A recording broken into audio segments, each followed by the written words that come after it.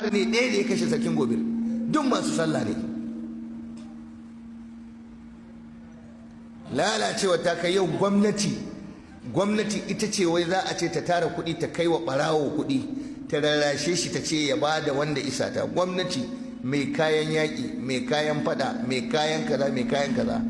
Lokacin da aka zo ana kaza kaza da Nijar, har an fara tattarawa ana cewa muna da makami za a yaƙi Nijar. Kuna da ƙarfin yaƙar Nijar, amma ba ku da ƙarfin yaƙar ɓarayin da suke cikin daji a garurukan kuma.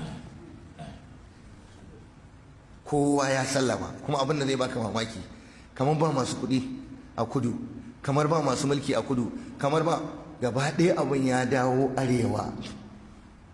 Ya ƙare a Maiduguri, sun kashe Maiduguri kam dama, suna ta kashe ta har yanzu.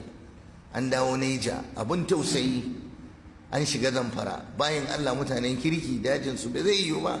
Sokoto, ina ne, Kebbi, duk an kewaye mu da kisa da zubar da jini.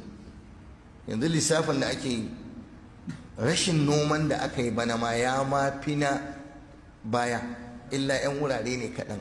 Ga damana Allah ya yi albarka, amma ba a nomawa, wurare da yawa ba za su nomu ba. Shi sa ko misalin saukar masara babu.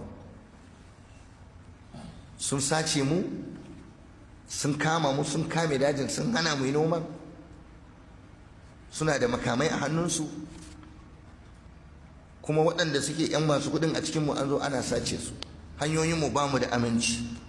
Masara ta mana tsada a gari, shinkafa ba za ta ciwo ba, asibiti in ka je ba magani, kana cikin gidanka kana tsorace, kana kan hanyar tafiya neman kasuwarka kana tsorace. Yanzu wani yake gaya min ɗan kasuwa ne, ya ce malam Chadi na je.